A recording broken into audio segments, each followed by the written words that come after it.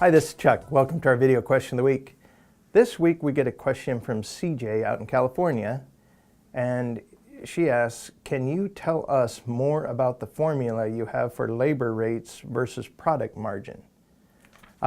Yes, CJ, and you probably were on our webinar back in January, I believe, where we talked about what we're seeing for trends with people and their reduced margins. And you know, there's a lot of push right now, I guess, because products are exposed on the internet for pricing, and companies are being forced by end users to show kind of a cost plus basis on their equipment sales. And they're being asked a lot of times to take a look at what it would take to do a project but have the equipment furnished by the owner. Well, you know, it might seem, your first reaction is that, you know, yeah, we can do that, but what we did was we built a spreadsheet, and the reason for this spreadsheet and what we were talking about on the call was that there's a lost opportunity here when we give into that. So when you run a cost plus, like cost plus 10 or some kind of pricing thing through your books, most of our members, our average overhead, the burden cost of doing a project is about 23%. So if we're running material through our books and it's below our overhead, that really skews things. So I built this spreadsheet, and it really works on the basis of taking that lost opportunity and converting that to labor only. So what we do is we say, take a $100,000 job, for example. If you see an opportunity that you normally would price out at $100,000, we know that most jobs have about 75% equipment, 25% labor.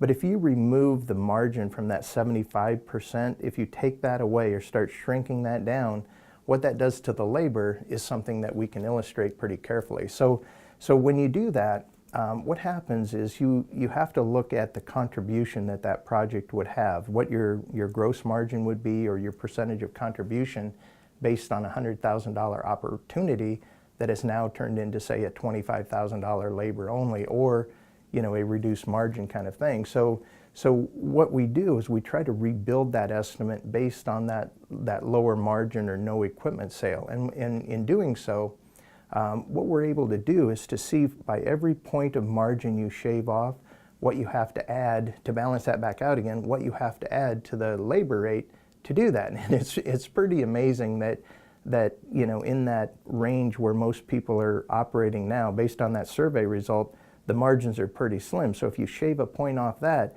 it really takes a dramatic increase on the labor side to come up with that same contribution.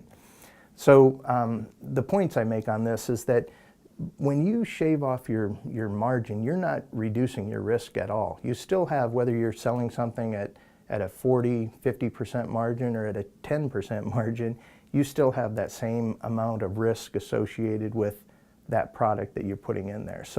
So doing this exercise can be, you know, very helpful. You know, you're tying up your people on a project so you don't have them available if a new opportunity comes up. You know, your resources are tied up over here without any product margin, which means that if you have a new opportunity that does have that, they're tied up and you can't get to that project. So what I ask people to do is, before you just automatically say, yeah, I guess we'll do it without the margin, call me first, and then I can run this formula. I can show you, plug in your actual numbers and show you what you need to do with your average labor rates in order to compensate, to have contribution coming in at the same or nearly the same amount as you would if you had normal margins on that job.